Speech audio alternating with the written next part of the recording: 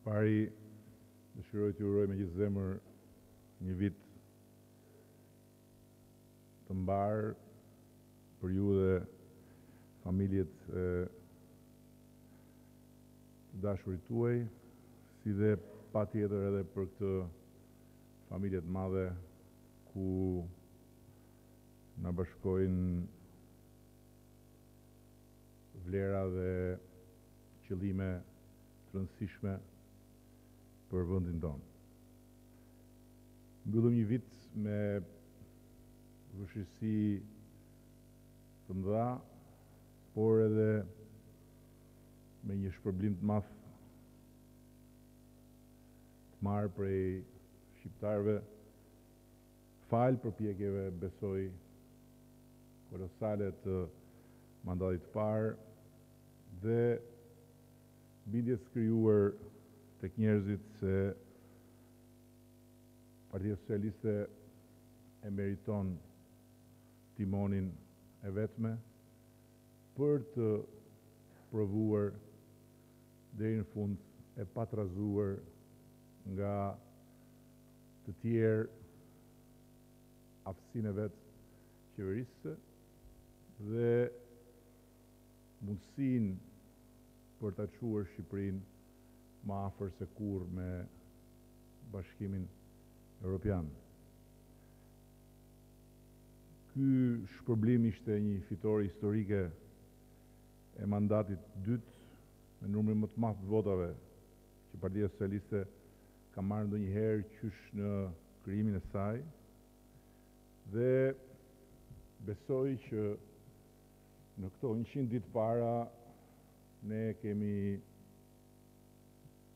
arritur të bëjmë çka kemi vendosur si objektiva, por po ashtu koha vrapon dhe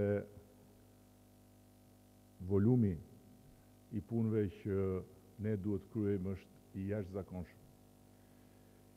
Viti u karakterizua nga një betejë për drejtësinë, e cila ishte një vazhdim i betejës së hapur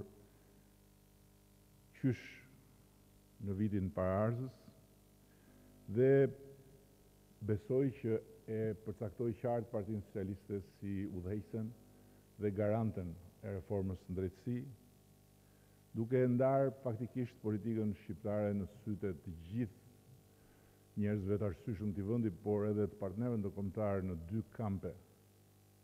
Nga njëra anë kampi i reformistëve, i Partisë Socialiste dhe i të gjithë atyre që e duan këtë reformë të shkojë deri në fund, sepse është e vetmja mundësi për të pasur më në fund një drejtësi të drejtë, dhe kampi i të trëmburve nga reforma, i cili tani më është zgjeruar edhe me përfshirjen haptas kundër reformës në drejtësi të aleatëve tanë të mandatit të parë. Gjithë jemi dëshmitarë se ne rrezikuam qeverinë, por nuk lejuam që të rrezikohet ecuria e reformës në drejtësi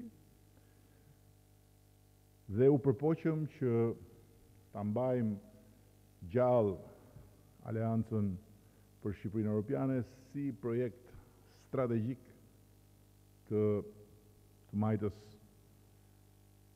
së bashkuar, por pa komprometuar reformën në drejtësi.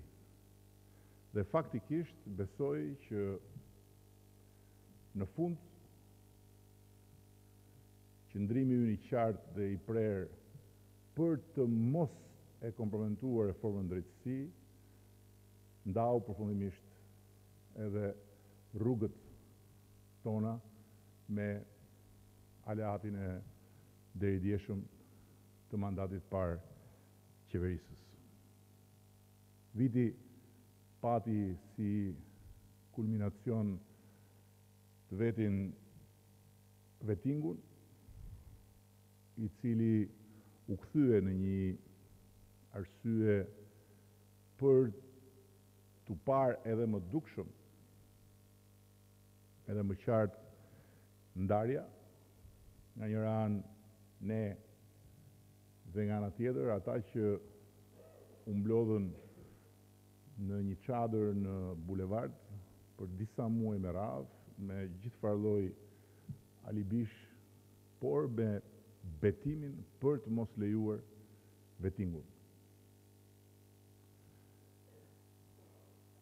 U arrit të bëjë një marrëveshje dhe dua ta kujtoj sot se baza e marrëveshjes apo kushti i panegociueshëm i marrëveshjes ishte që çadra të mbyllej dhe ata nga çadra të vinin dhe të votonin vetingun. Pastaj të gjitha tjerat me radhë.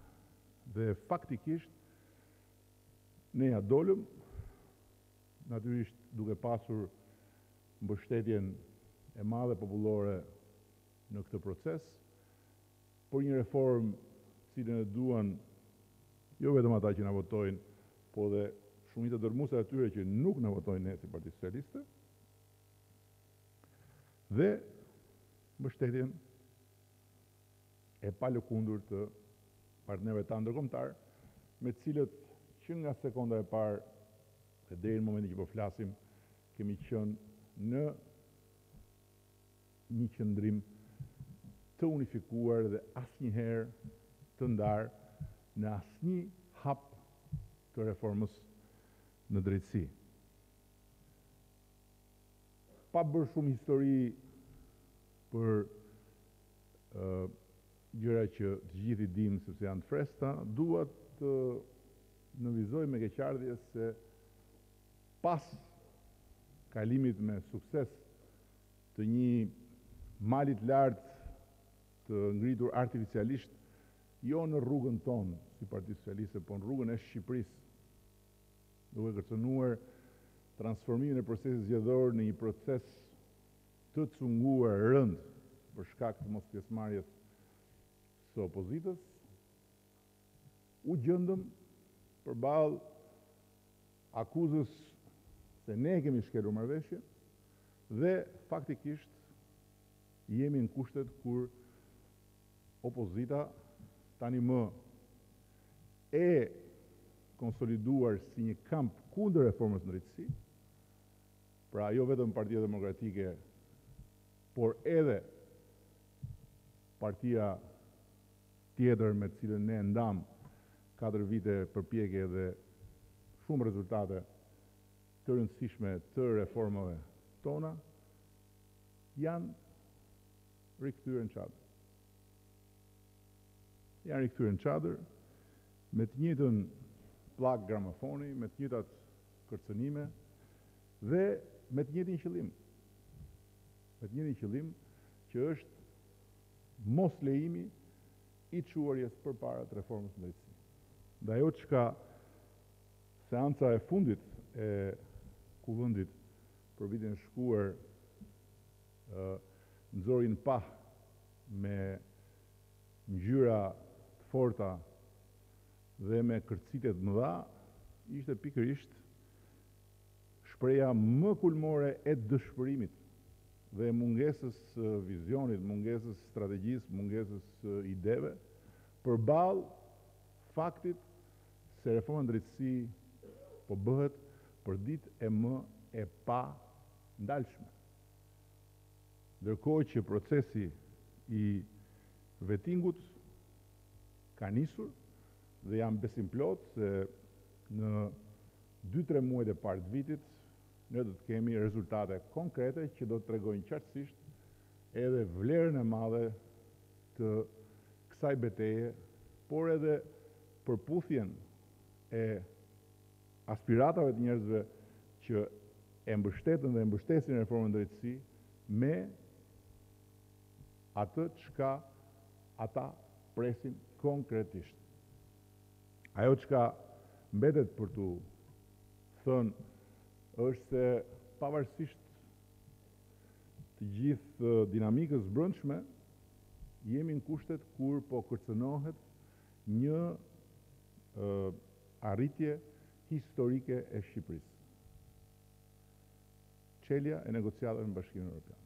Po kërcënohet nga brenda Shqipërisë. Po kërcënohet pikërisht nga frika prej reformës drejtësi e kthyer në një politikë të dëshpëruar, destruktive, që ne, si qeveri, nuk ka çfarë na bën, por që Shqipërisë mund t'i sjellë një dëm të jashtëzakonshëm.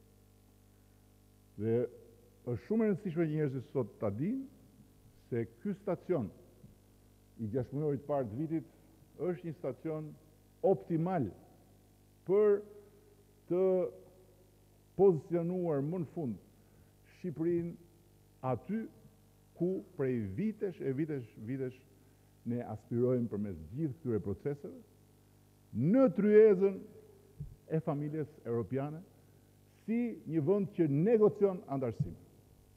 Dhe ndërkohë ministri i jashtëm dhe ministri për Europën njëkohësisht e tha dhe unë duhet ta përsëris. Strategjia e zgjerimit e Komisionit Evropian, e cila do të bëhet publike në shkurt, faktikisht hedh poshtë të gjitha ato parashikimet zymta që u bën se Serbia dhe Malizi ishin pjesë e strategjisë, ndërkohë që Shqipëria dhe Maqedonia mbeteshin jashtë, pasi Shqipëria është pjesë e strategjisë së zgjerimit, njësoj si Serbia, Malizi, që ndërkohë negociojnë. Dhe ky stacion duhet konfirmoj vullnetin ton për të mos komprometuar strategjinë e zgjerimit të Komisionit Evropian nga brenda vendit ton. Diçka e pa imagjinueshme. Diçka e pa imagjinueshme dhe e pa ngjashme me asgjë në historinë e proceseve të kalimit vendeve ish komuniste në familjen e Bashkuar Evropiane. Jemi në kushtet kur bëjmë një reformë drejtësi që tjera vende e kanë bërë më parë për të antarësuar në Bashkimin Evropian, por ku jemi rasti i parë unikal që reforma në drejtësi nuk shqetëson qeverinë, por shqetëson opozitën. Dhe ku opozita kërkon të kapet pas çdo mundësie dhe të fshihet pas çdo alibie për të krijuar një situatë politike bllokuese me qëllim bllokim e reformës në drejtësi. Pse ky stacion është optimal? Sepse vitin e ardhshëm ka zgjedhje për gjithë hierarkinë e Brukselit. Ka zgjedhje europiane. Dhe në një vit zgjedhor ne s'mund të presim që gatishmëria që është sot për të na i hapur dyert, duke provuar ne deri në fund se jemi serioz si shtet, jo si qeveri, si vend, jo si parti, si popull i përfaqësuar nga të gjithë në njërin anë dhe në anën tjetër, jo si një pjesë. Kërcënohet sepse vitin e ardhshëm nuk ka më kohë dhe vëmendje e njerit merret me ne. Në rast se ne, me duart tona, i hapim vetes një grop mu në pragun e derës ku qelen negociatet për antarësim. Prandaj, unë dua sot t'i bëj një thirrje Partisë Demokratike dhe kryetarit Partisë Demokratike. Nuk jemi këtu për të përdorur ne negociatat që opozita mos bëj punë të veta dhe opozita mos bëj protesta. Opozita është e lirë të bëj punët e veta siç i mendon vetë dhe të imagjinoj të gjitha protestat e mundshme dhe imagjinueshme. Por, nga ana tjetër, opozita, ajo që është në parlament, është përfaqësuese e një pjesë të popullit që është në jetën e përditshme të Shqipërisë reale në të njëjtin pozicion me pjesën tjetër të popullit. Pra, opozita duhet të përfaqësoj me dinjitet në këtë moment ambicien e atyre që kanë votuar për çelur negociata për anëtarësi. Nuk mundet dot opozita të bëhet problemi i Shqipërisë në këtë proces. Ndërkohë që ne po punojmë intensivisht, nuk është një proces i cili është 100% i sigurt sot, është një proces që duhet garantohet 100% në momentin e marrjes vendimit. Jemi duke punuar me disa shtete anëtare që kanë shqetësime dhe rezervat e veta që lidhen kryesisht me problemet e tyre të brendshme. Dhe çdo gjë që ndodh në Shqipëri dhe që krijon një justifikim për të mos u marrë me Shqipërinë në këtë moment, mund të kthehet në një arsye për të na penguar. Dhe është e pa imagjinueshme që arsyen për të na penguar ata që duhet marrin vendimin ta gjejnë brenda Shqipërisë dhe ta gjejnë tek qëndrimi krejtësisht i papranueshëm i opozitës dhe tek ato shfaqjet e pa imagjinueshme për botën normale demokratike europiane me fishekzjarë stadiumi edhe me çizme që përdoren si sendet forta në luftën politike.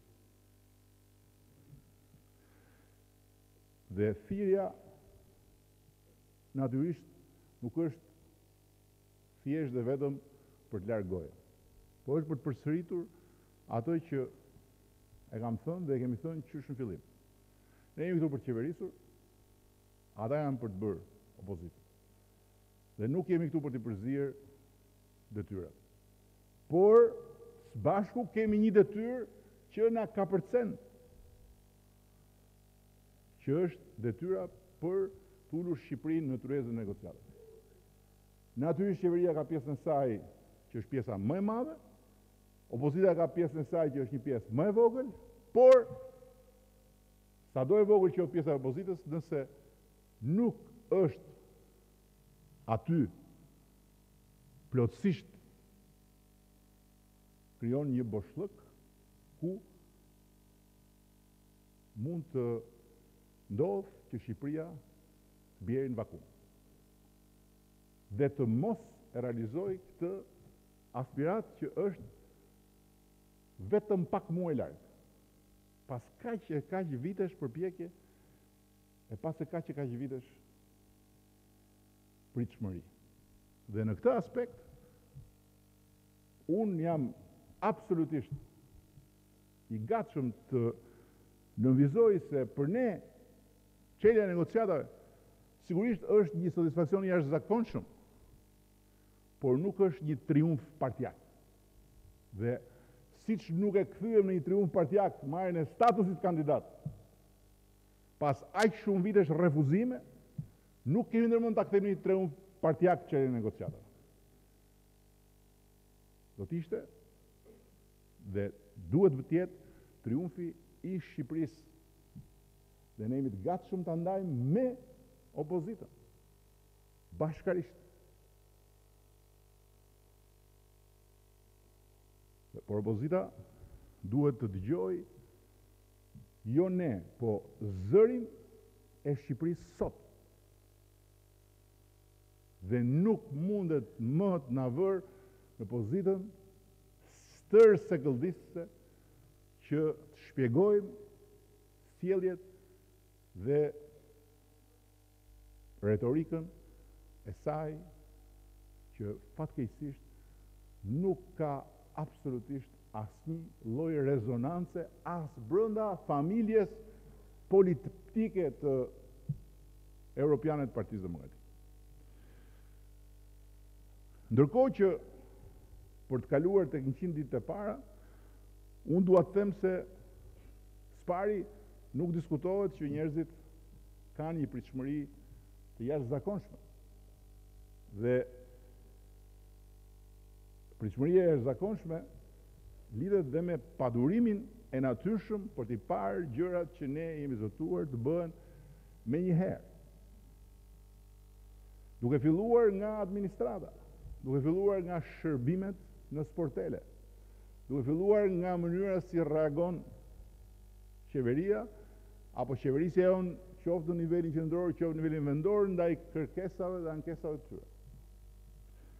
Jemi shumë larg asaj që jemi zotuar dhe asaj që njerëzit presin. Shumë larg. Por patjetër që me reformën e deregullimit, me shkurtimin drastik të dokumentave, lejeve, licencave, do të bëjmë një hap të madh përpara, duke shkurtuar në mënyrë drastike kohën e humbur për të marrë një shërbim dhe korrupsionin që shoqëron dhënien e shërbimeve. Nga ana tjetër, besoj që pavarësisht se dhënat e financave dhe ekonomisë janë shumë inkurajuese, vazhdoj të them se ne duhet ta kemi të qartë se njerëzit nuk hanë shifra. Patjetër që rritja ekonomike është përshpejtuar dhe pritshmëritë janë që në 2017 ajo të jetë rreth 4%, është katërfishi i rritjes ekonomike që është prej ditës së parë që ne morëm detyrën, patjetër që ka një ulje drastike të taksave, qoftë për të punësuarit në sektorin publik apo privat, qoftë për bizneset e vogla, cilat kanë zero taks. Por pritshmëria është për shumë më tepër dhe këtu ka diçka për të nënvizuar lidhur me bashkitë, të cilat faktikisht kanë ezauruar hapësirën e çliruar nga ulja e taksave qendrore duke rritur taksat vendore.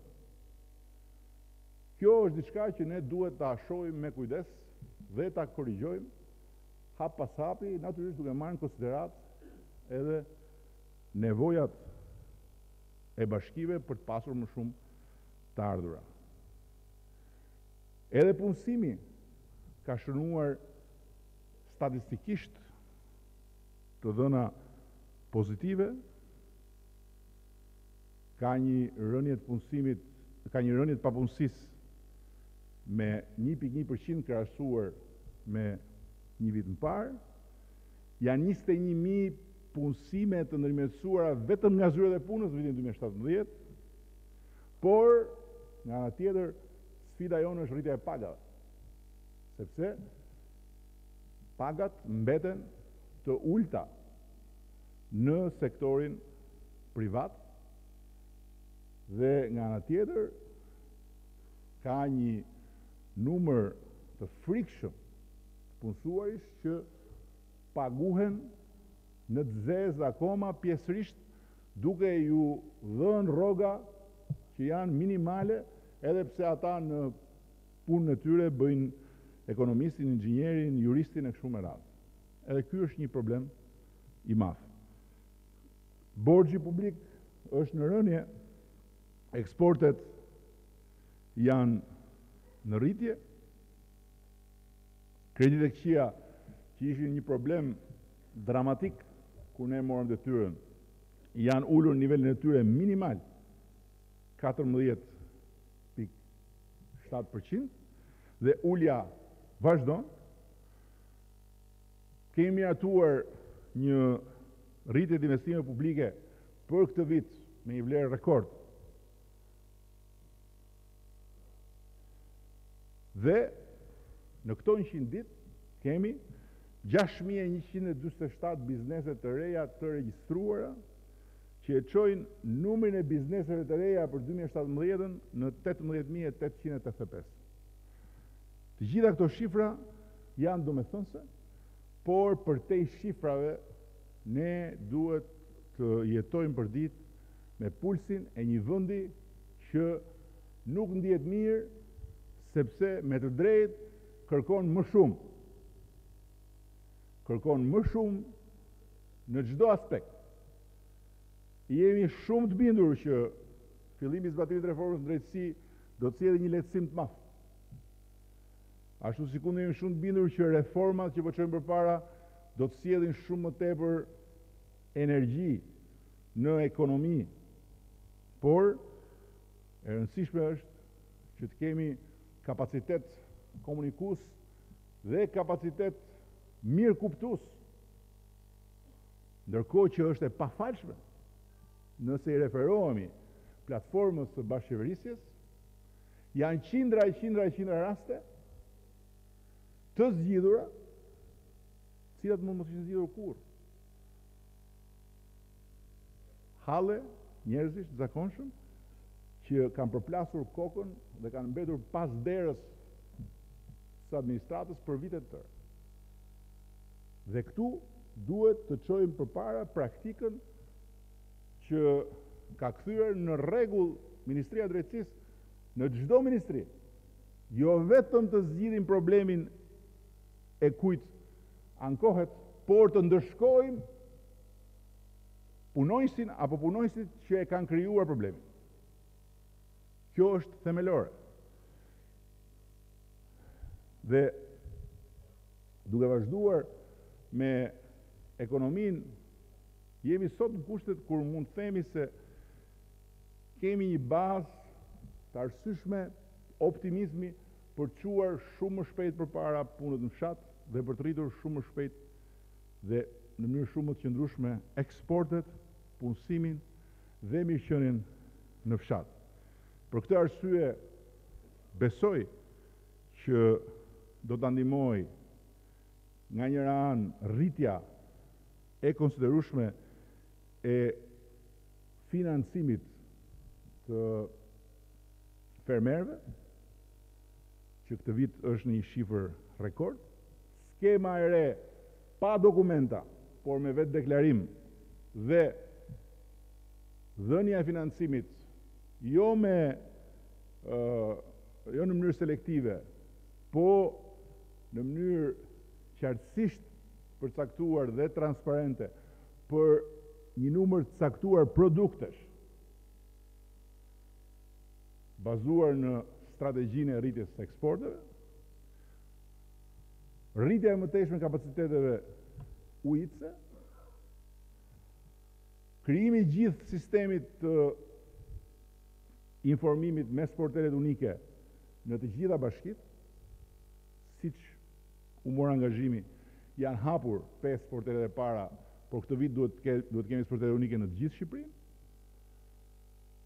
Bashkëpunimi shumë i ngushtë me bashkitë për të rritur investimet në fshat, duke stimuluar bashkimin e fermerëve me incentiva dhe mbështetje drejt për drejt financiare nga qeveria, nga Fondi Kombëtar i Garancisë, nga fondet e Bashkimit Evropian, të cilat do të jenë të disponueshme nga pranvera e këtij viti, sipas gjitha gjasave, dhe quaj përpara betejës për sigurinë ushqimore. Është bërë një hap i madh përpara me thertoret, fillon hapi tjetër për qumshit, do të jetë një betejë e vështirë, por është një betejë domosdoshme. Nuk mund të ankohemi për pasigurinë ushqimore dhe të vuajmë pasojat e pasigurisë ushqimore dhe pastaj të fillojmë të vëmë kujën pse u mbyll kjo thertore jashtë standardeve apo pse u ndalua shitja e qumshit jashtë standardeve. Këto të dyja nuk shkojnë bashkë.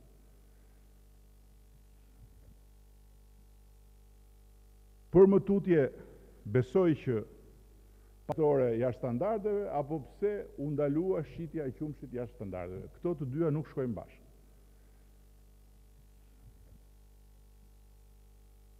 Për më tutje, besoj që patëm një provë madhe të mirë organizimit të eficiencës me përmbytjet e fundit, dhe në këtë aspekt dua të nënvizoj punën e bërë parandaluese nga Ministria e Energjisë për të mbajtur në funksion të gjitha hidrovoret, dhe sigurisht pastaj aty janë dhe të gjithë komponentët e tjerë që i kemi thënë dhe stërthënë, por ajo që është e rëndësishme është që kemi filluar tani me Ministrinë e Bujqësisë programin për të adresuar drejt për drejt të gjitha pikat e dobta të konstatuara gjatë përmbytjeve të fundit, në mënyrë që ta mbyllim të gjithë zinxhirin e pikave të dobta dhe të kemi një kapacitet mbrojtës të plotë, jo të pjesshëm, siç e kemi aktualisht sot, falë investimeve që kemi bërë pas përmbytjeve të vitit 2015.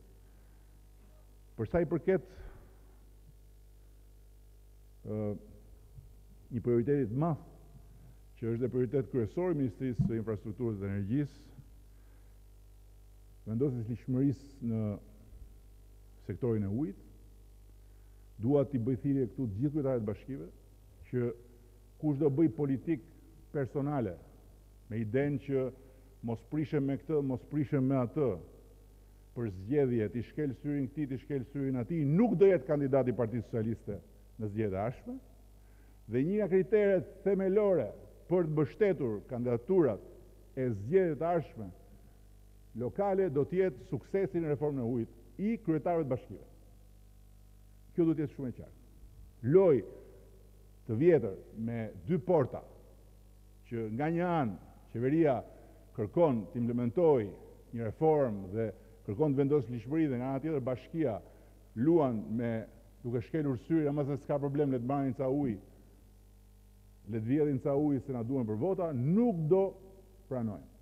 Sigurisht që me forcë nuk mund të imponojmë askujt, por rezultatet e reformës dhe vendosja në binarët e lishmërisë e të gjithëve në raport me ujin do të jenë kriteri i parë për të dhënë mbështetje për rikonfirmimin e atyre kryetarëve të Bashkisë Partisë Socialiste që aspirojnë të marrin një mandat tjetër. Ta kemi shumë të qartë këtë gjë. Ashtu si kundër, duhet kemi shumë të qartë edhe faktin se në një proces të tillë nuk mundet më të vazhdojmë me shkelje brutale të drejtës së fëmijëve për të pasur arsimtarët e dur në për qerdhe dhe në për kopshte. Bashkit nuk respektojnë kriteret e vendosura nga qeveria për cilësinë profesionale të edukatorëve të qerdheve të kopshte. Është skandaloze. Ndërkohë që me Ministrinë e Arsimit tani kemi përfunduar sipas objektivit të 100-shit parë digitalizimin e plot të procesit të rekrutimit dhe të emërimit apo zëvendësimit të mësuesve. Dhe kjo vlen jo vetëm për mësuesit, por dhe për edukatorët. Është fyse që të lexosh mesazhe panumërta edukatoresh që i kanë plotësuar kriteret dhe refuzohen nga bashkitë për qëllime thjesht dhe vetëm klienteliste partijake, quajnë çfarë duani, cilat i paguajnë fëmijët që shkojnë në qerdhe dhe në kopshte, me edukatore që nuk janë për atë punë. Ndërkohë që edukatorët që janë për atë punë lihen rrugëve pa punë. Kjo do të mbaroj. Kjo është thirrje për gjithë kryetarët e bashkive të Partisë Socialiste një herë në radhë parë. Se nuk kemi çfarë bëjmë as Vorës, as Kamzës, edhe as disa bashkive të tjera nga ku kam pafundësi mesazhesh nga gra të lëna rrugëve edhe pse plotësojnë kriteret për edukatore dhe në shkelje të udhëzimit të ministrisë. Portali do të bëhet ligj dhe nuk do ketë më asnjë mundësi abuzimi, siç ka pasur, edhe pse janë shkurtuar në mënyrë drastike, siç ka pasur me ato kontrate përkohshme, zëvendësimet e kudiun. Dhe ndërkohë, reforma e drejtorive arsimore do të hyjë tani në fazën e zbatimit, nuk do të kemi më drejtori arsimore të organizuara si sot, do të kemi katër drejtori arsimore të përgjithshme, dhe pastaj tjera do të kemi zyra arsimore që nuk do merren më me kë do fusin punë, kë do heqin nga puna, sepse këtë do përcaktoj vetëm merita e mësuesve nëpërmjet portalit, po do merren vetëm me standarde. Ashtu si kundër do kemi 4 drejtori të përgjithshme të shërbimit shëndetësor, ashtu si kundër do kemi vetëm 4 drejtori të përgjithshme të ekstensionit, pasi reforma për shkrirjen e drejtorive të bujqësisë fillon zbatohet në këta muaj të parë, dhe të gjitha strukturat e tjera që sot janë drejtorira këtu atje do të jenë zyra të një rrjeti shërbimi që do të merret drejt për drejt me zbatimin e politikave, jo me tendera, jo me emërime, jo me çemërime, jo me korrupsion e kështu me radhë. Kjo është reforma që po bëjmë. Dhe ndërkohë, brenda 200 ditëve të ardhshme, do të finalizojmë dhe reformën e madhe të inspektoriateve, duke i dhënë fund bandave, siç jemi zotuar, të inspektorëve që shpërndahen çdo ditë nëpër Shqipëri për të vënë gjoba të gjitha natyrave. Dhe duke krijuar një strukturë tërësisht të re, e cila do të jetë një strukturë e kombinuar, ku do të përfshihet prefektura, do të përfshihet Ministria e Brendshme, dhe ku ministritë e linjës do të kenë akses për implementimin e politikave të tyre. Jo secila ministri bandën e vet që niset për të rrjepur miletit ku t'i dalë. Besoj që edhe në këto 100 ditë janë bërë hapa të rëndësishëm për të vazhduar reformën e arsim, e pam të gjithë se gjithë ajo lemeri që u krijua vitin e kaluar, do në 2016, për hyrje në universitet ishte i gjitha një furtunë gotë. Këtë vit praktikisht procesi ka qenë optimal. S'ka pasur asnjë ankesë dhe asnjë mundësi për ta kthyer edhe një herë furtunën nga e para në kazanin e politikës dhe të medjave. Por ndërkohë janë testuar në këto 100 ditë 20.000 mësues. Dhe janë 2.200 mësues që do të largohen nga sistemi për shkak të rezultateve të dobta në testim. Sikundër, nga ana tjetër, 300 drejtues shkollash me performancë mizerabël janë larguar dhe janë zëvendësuar nga 300 mësues të renditur në vendet më të larta nga testimet e bëra nga Ministria e Arsimit dhe nga rezultatet në performancën e tyre. Ka filluar puna për të themeluar shkollën e drejtorëve të shkollave, për të pasur si në vendet normale një shkollë menaxherësh publik për shkollat, për të gjithë sistemin para universitar. Ka përfunduar akreditimi i universiteteve dhe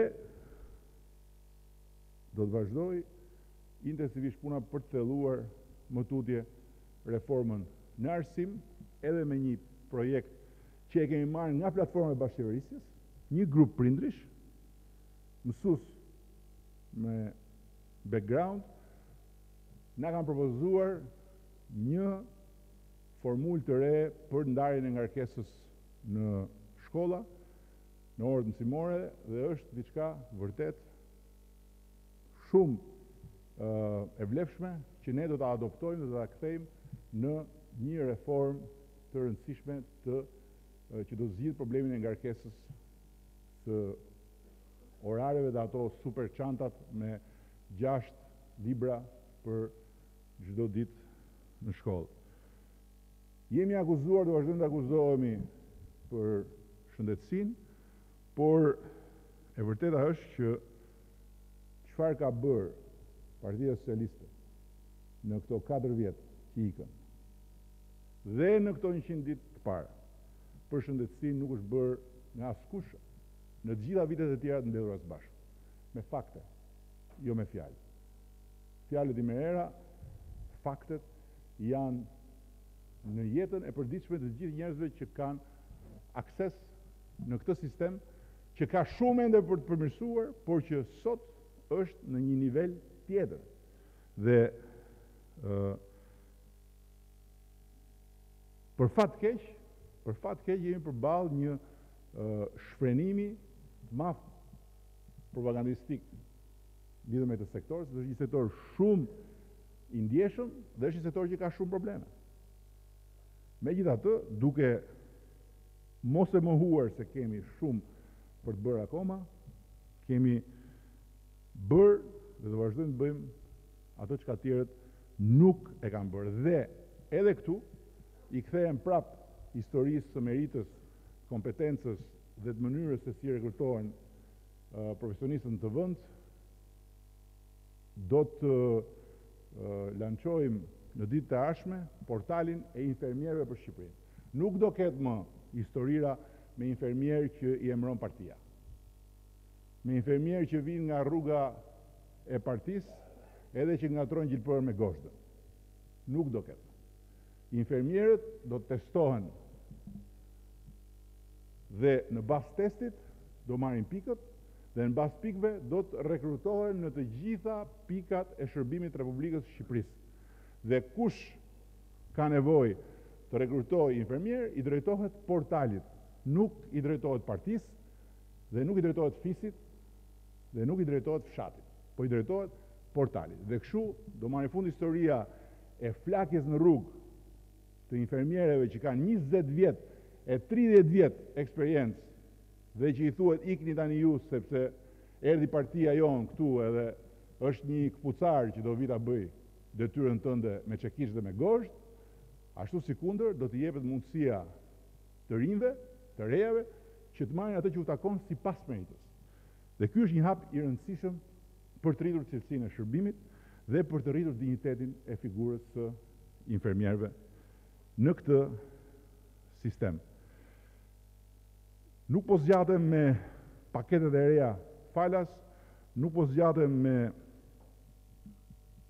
të tjera gjëra që janë bërë në një ditë, po qëndroj për ta mbyllur këtë pjesë tek fakti që kemi bërë një lehtësim drastik procedurave dhe për këtë kemi pasur një pafundësi kërkesash nga deputet, nga kryetar bashkish, nga qytetar, nga kudo ku e kemi hasur problemin për paaftësinë dhe për pagesën e paaftësisë. Për atë KMCAP-n e famshme, Komisioni Mjekësor i Caktimit të Aftësisë për Punë, që ishte një tmerr. Besojmë që me këtë reduktim drastik të procedurave do të ketë shumë më tepër shpejtësi dhe shumë më tepër transparencë dhe drejtësi në dhënien e pagesës së paaftësisë. Patjetër që duhet jemi krenar për faktin që i dhan fund historisë kanabisit, por ajo që është shumë e rëndësishme të thuhet tu sot është se në këto 100 ditë është bërë një vlerësim i strategjisë kombëtare të luftës kundër kanabisit dhe do të adresohen të gjitha ato aspekte që kërkojnë përmirësim në mënyrë që arritja e këtij viti, në vitin që shkoi, të konsolidohet përfundimisht në vitin ku kemi hyrë dhe për këtë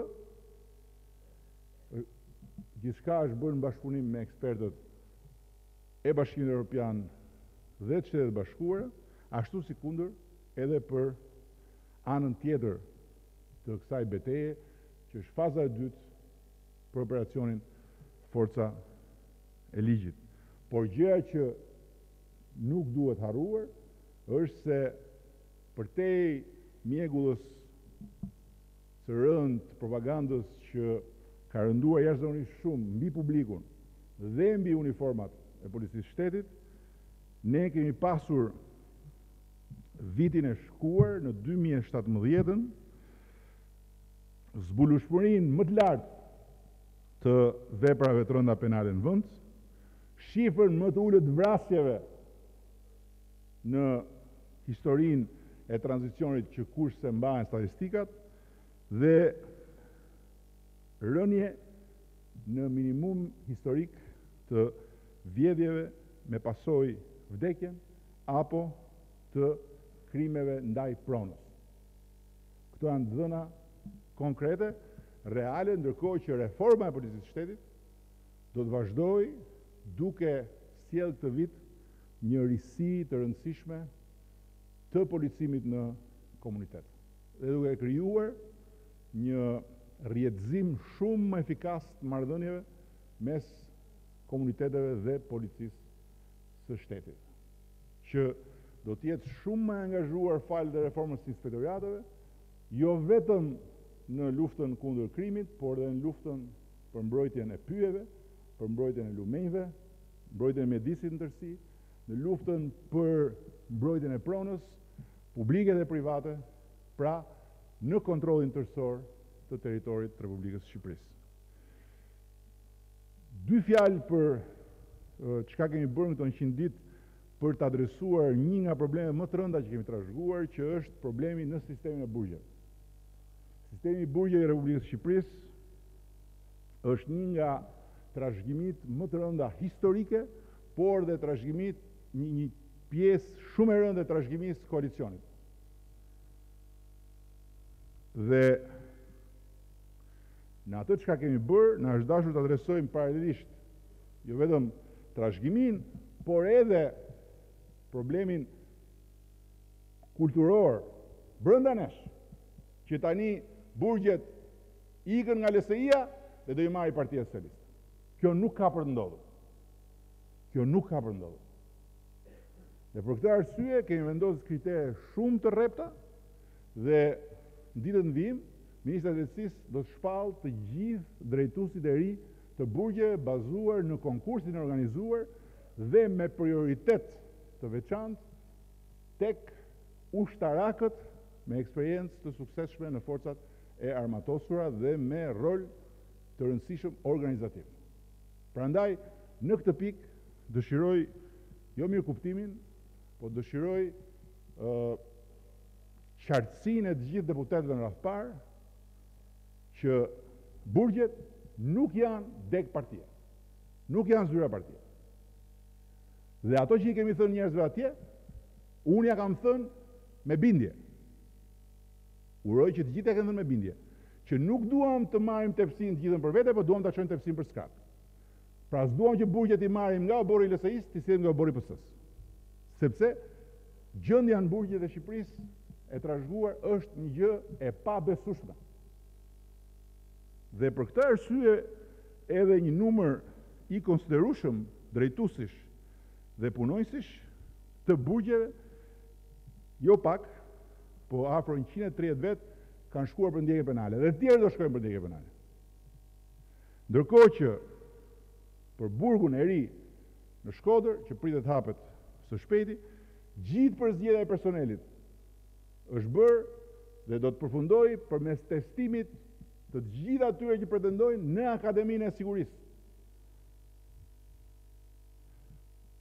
Vetëm kështu, ne mund të kemi një sistem burgjesh të besueshëm, një sistem burgjesh të sigurt dhe një sistem burgjesh evropian. Jo një sistem tepsie në burg.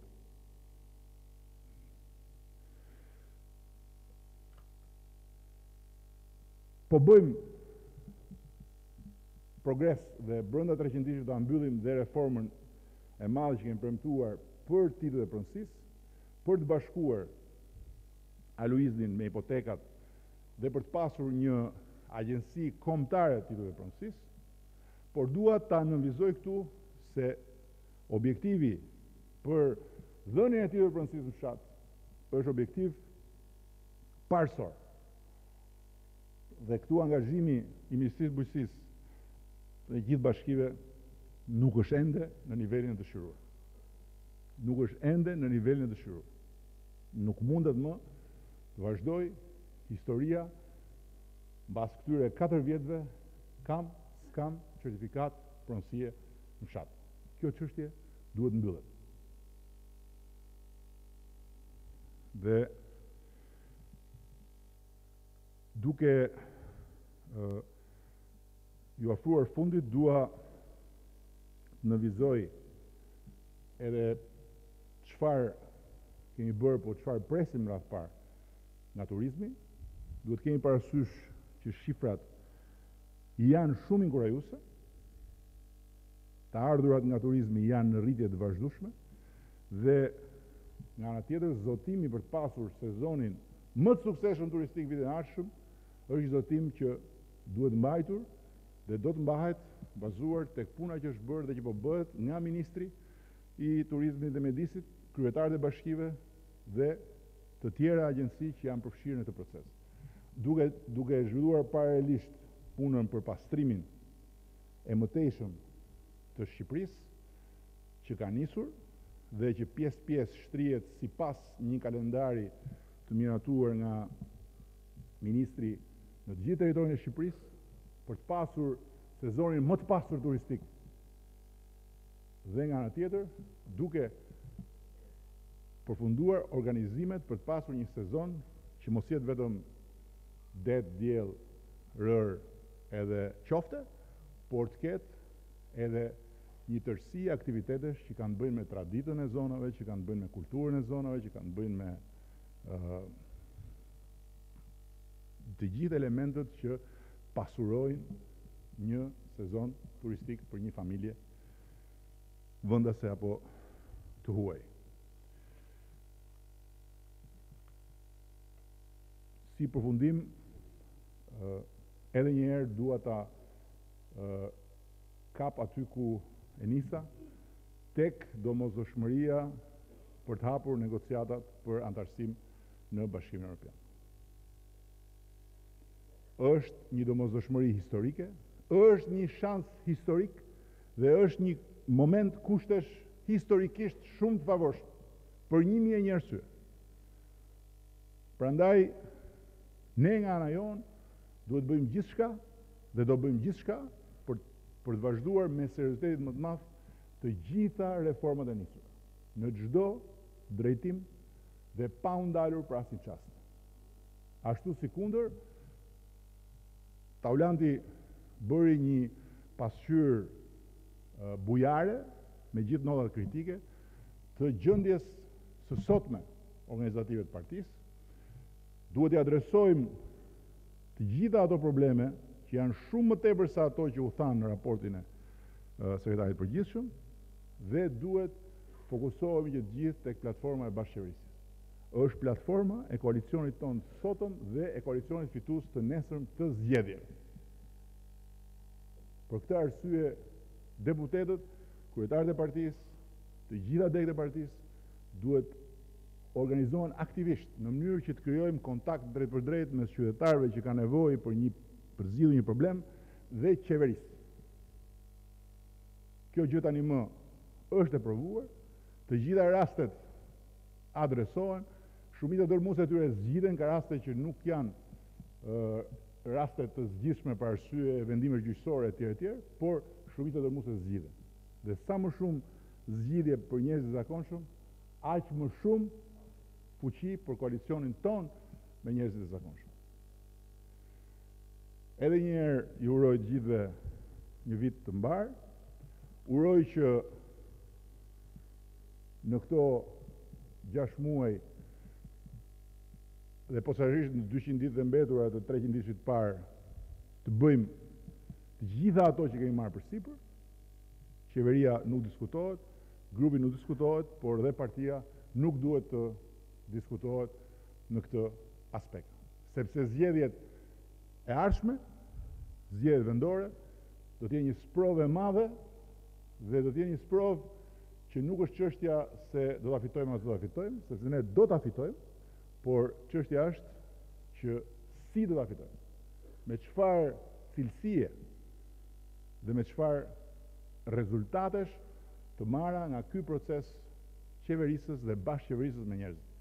Jo thjesht me sa vota këtu apo atje. Shumë faleminderit.